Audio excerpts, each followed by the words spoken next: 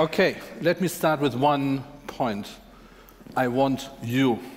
You. Remember this one? Years ago, I want you. I want you to connect. I want you to connect with my clients. And my clients are the dispossessed of this world. There are these people out there right now who have lost everything what matters. There was just one reference, just in the presentation before, to the point dignity. I deal with people who have lost their dignity. I deal with people who have lost their homes. I deal with people who have been fleeing from the failure of systems, the failure of politics, the failure of diplomacy, the failure of climate policies, the failure of all of us actually to take care of ourselves. I deal with people who are the victims of intolerance. And there are hundreds and hundreds of millions out there somewhere. I'm working for the UN, the United Nations High Commissioner for Refugees, for the last almost 25 years. I'm one of these crisis managers. You're one of the people you have seen, you've probably seen me, because I'm there almost every day, on TV, somewhere standing at the border and saying, here's the situation with very serious talk, the situation we have to take care of. Here are 100,000 refugees coming across the border. The situation is very serious. We have to provide food, water. We are challenged. There are horrible stories coming out, and so on. So that's my world. And as I speak, out there are thousands like me right now providing assistance somewhere in Central African Republic. Nobody talks about this, really. There are somewhere in Southern Sudan, there's somewhere in Congo, there's somewhere all over the world, tens of thousands of people who try to help others to at least connect with one thing, and that's survival. Is that good enough?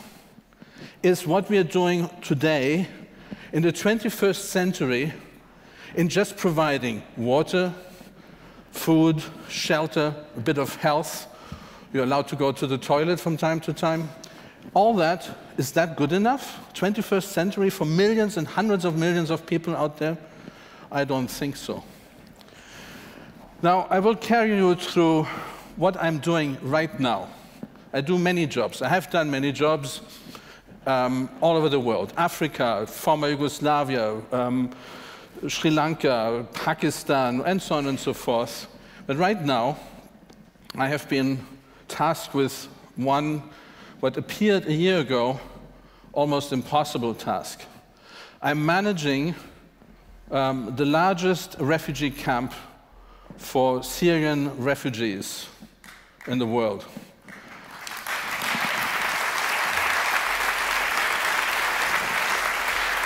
I'm managing right now the camp of Zaatari.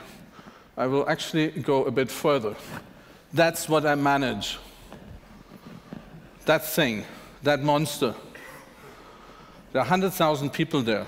We're still counting them again, but there are 100,000 people there. 100,000 people out of 2.5 million people who have fled one of the most brutal wars of this world, which we have not managed to stop. None of us has managed to stop. There are more than 6 million, probably 7 million people displaced within Syria.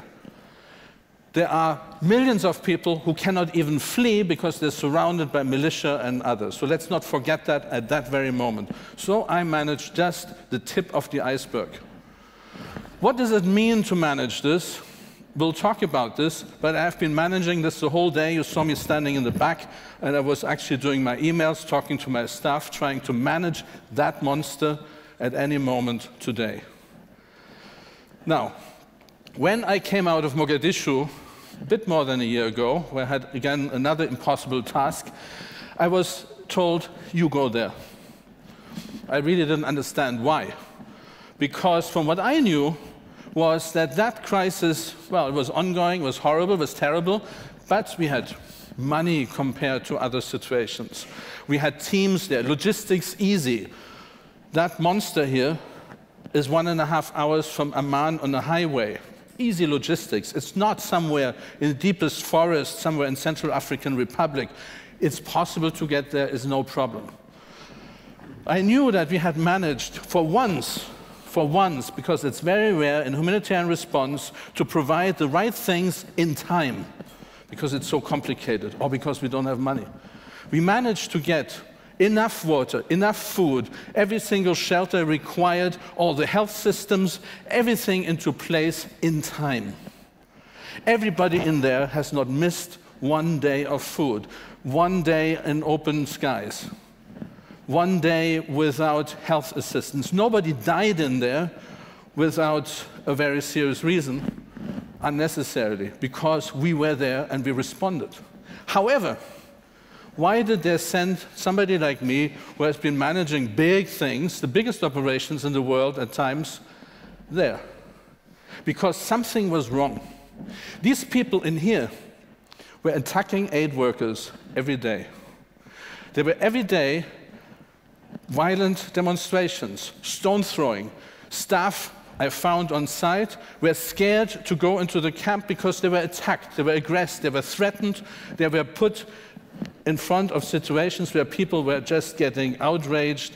I had up to 4-5 staff injured every week, ending up in hospital. We had one Jordanian policeman killed. We had 12 others brutally assaulted, and one of them almost killed. So something was wrong in there. What was wrong? If you provide everything according to your standards, we have worked for decades in the humanitarian world to get to standards, these so-called sphere standards. We have tried to standardize things. So what was wrong? And that was something we spent considerable time on, to understand why people in this place, despite all of us, your money, your taxpayers' money, your donations, your €5 you put in a box, why that was not enough to put peace into these people. So here come the conclusions. It's a bit more complicated, no time now to get into this. What we had not realized was they're people. They're simply human beings, and they're all different. What we had looked at is, as I'm looking at this room here, at this hall, there's something like 400 people. You are 400 people. So my reaction as a standardized, organizing a standardized response is to say, you need 400 times 20 liters of water. That's my standard. You need 400 divided by 5, that gives me the number of tens. Do your math. You need 400 times 2,100 calories. That's, again, the math. And I decide what you eat, by the way. So, already I think you're not happy about this. Now imagine that you have, in the same time, lost, again, everything what matters. Family members, your house, your friends, your village has been attacked.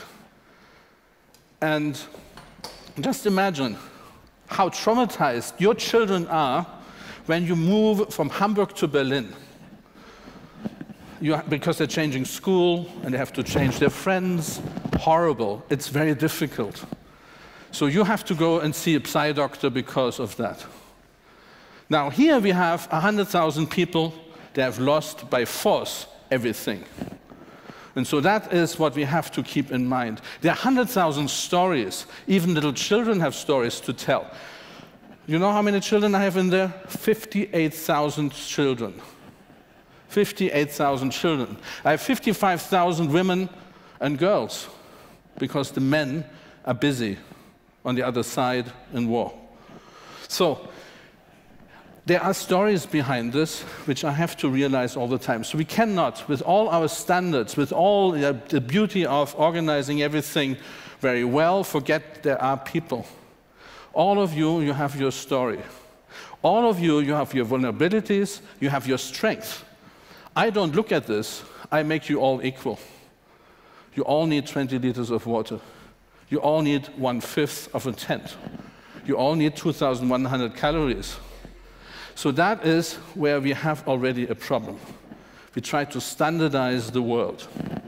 And we try to standardize the assistance to people who are out there. So there is something wrong in here. So what we are trying to do since then is to address this. I mean, there are many other reasons. There's the anger with the international community because we haven't done anything to stop the war.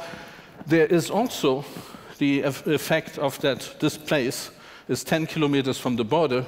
We can hear the war, we can feel it. It's also the fact that there are about 1,000 people coming every night into this camp. Currently about 700, I think last night about 700 people arrived from the border, from the war. So then we started also understanding that, again, there are people, so they all come from a border region, there are traders, there are smugglers, they are not easy people as well. We also started to understand that a place like this one, 530 hectares, is an ideal field for people who try to seize the opportunities of fast urbanization. These are all people who have been living in small villages somewhere back in southern Syria. So they're not used to live together in large numbers. They're living in little places and so on, and suddenly they come together. That provides enormous opportunities for everyone. That provides opportunities for bad people to come up, bad leadership to rise. So we had in here a whole group of people who seized the opportunity. Mafia, if you call it, or if you want to call it like this. We had people who were organizing the buying and the selling of relief items.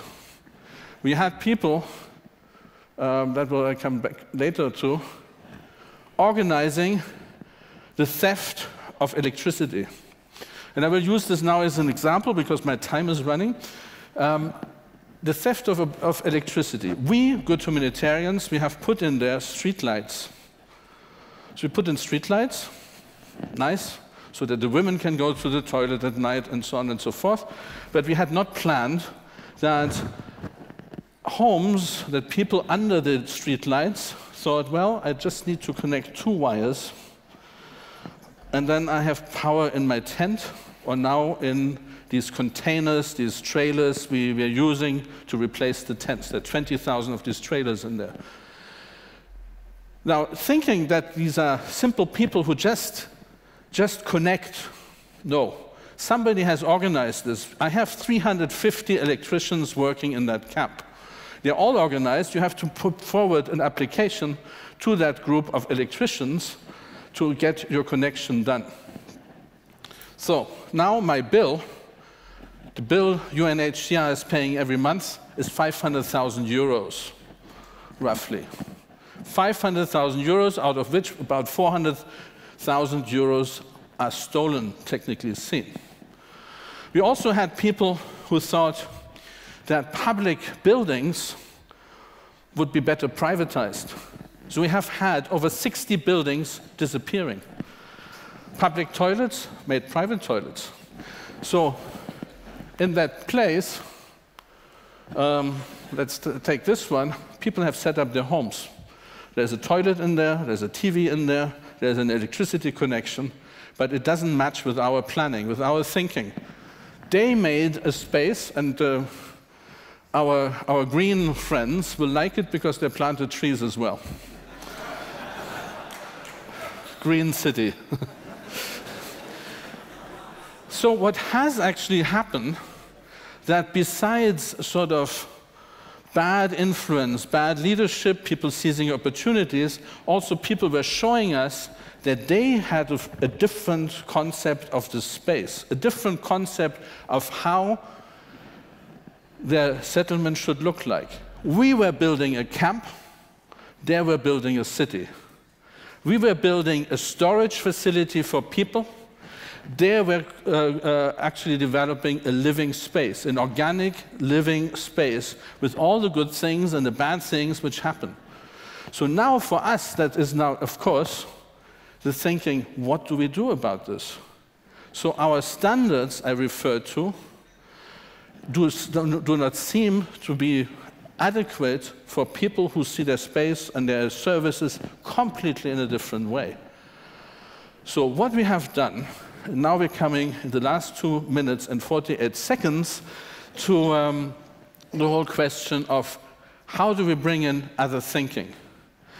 My folks, my team, I have a staff on site of about 130 staff, UNHCR. There's about 2,000 aid workers working in the camp. We have about 3,000 Syrians working. Anybody has a clue about cities in there? No.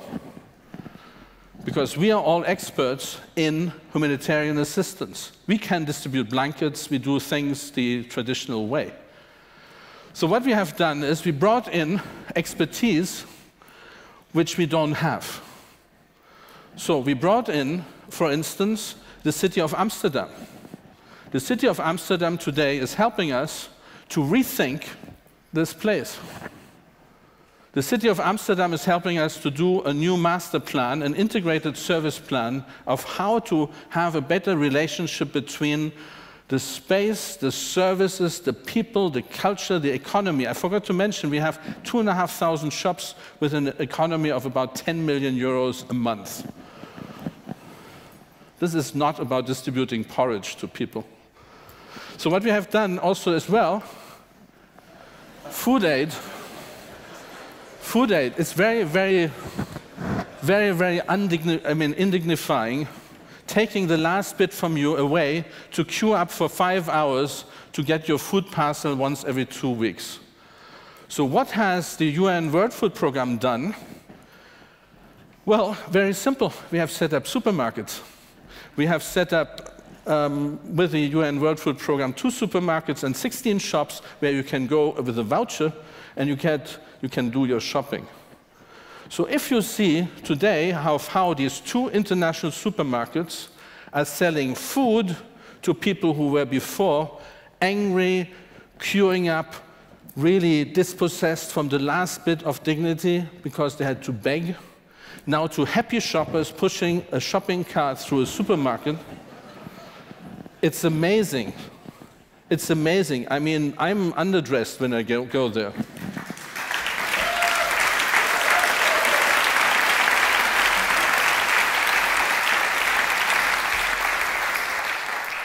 So it's the family event to go shopping. So what we said, okay, let's organize it. Let's structure all of this.